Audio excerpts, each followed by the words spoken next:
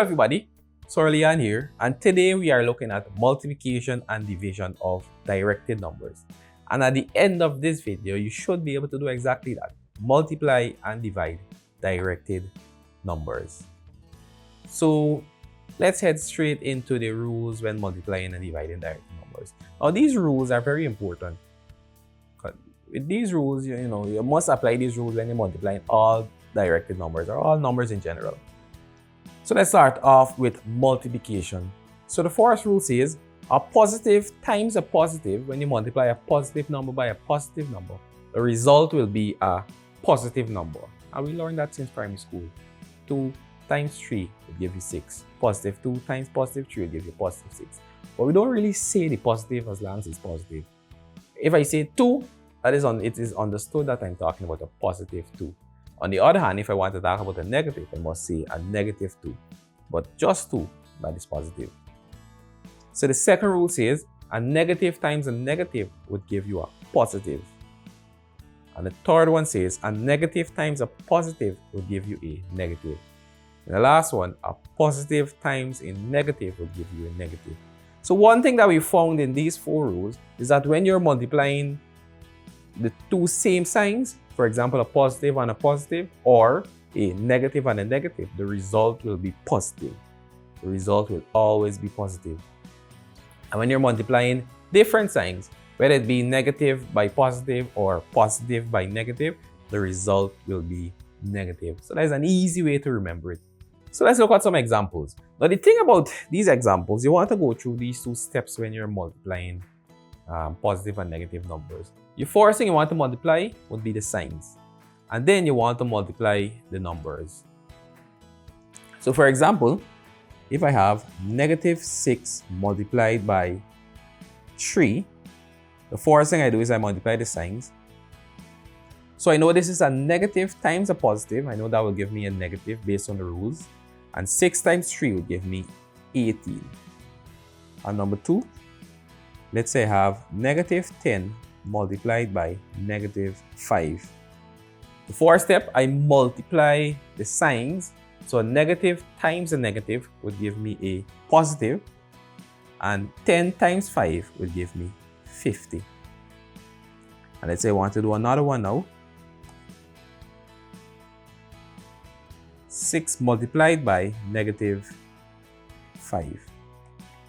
So the first thing I do, I multiply the signs again. A positive times a negative would give me a negative. And 6 times 5 would give me 30. And that is all there is to directed numbers multiplying. Now let's move on to division.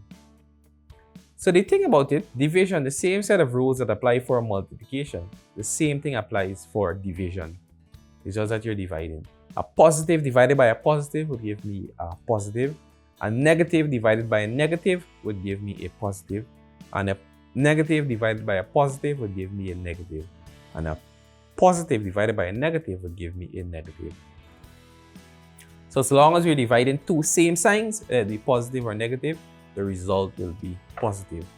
And if the signs are different, whether it be positive and negative or negative and positive, the result will be negative.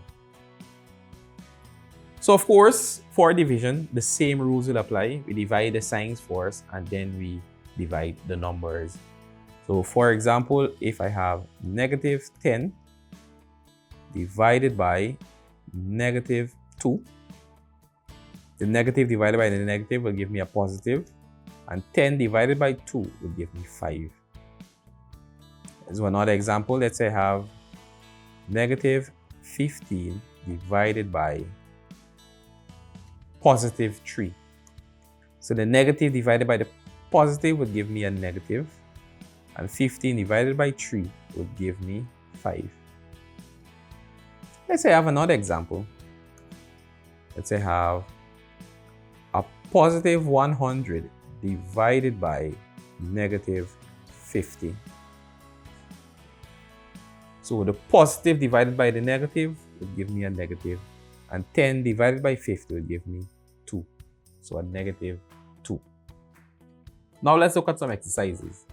So you have negative 3 raised to the second power multiplied by 5. and I want to work that out. So this will be negative 3 raised to the second power. That will be the same as negative 3 times negative 3 multiplied by 5. I know this will give me a negative 3 times a negative 3 will give me a positive 9. And 9 times 5 would give me a positive 45. So this answer here would be 45. The next one I have negative 8 multiplied by negative 2 raised to the third power. So this negative 2 raised to the third power, that is the same as negative 2 times negative 2 times negative 2. So negative 2 times negative 2 would give me a positive 4. And a positive 4 times negative 2 would give me a negative 8. So this is negative 8 multiplied by negative 8, which will give me a positive 64. And last but not least, I have negative 30 multiplied by negative 3, all divided by negative 2. So negative 30 times negative 3 would give me a, and negative times a negative would give me a positive. 30 times 3 would give me 90 over a negative 2. And 90 divided by 2, so a positive divided by a negative would give me a negative, and 90 divided by 2 would give me 45. So the answer is a negative 45.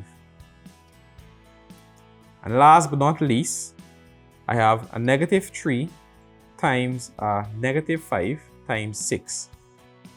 So a negative 3 times a negative 5, a negative times a negative would give me a positive, and 3 times 5 would give me 15, multiplied by 6 would give me 15 multiplied by 6 would give me 90, positive 90. So with these things, you can always get our answer by putting it in our calculators. But in paper 1 of the exam, you don't have access to your calculator. All you have access to is your brain. So you have to understand the concept and you have to remember the rules when multiplying and dividing positive and negative numbers. Remember, step 1, you multiply or you divide the signs, and step 2, then you divide the numbers. So I trust that this video brought some clarity to multiplying and dividing directed numbers, and I trust that you will take the knowledge learned here and practice many more questions. Until then, I'll see you in the next video.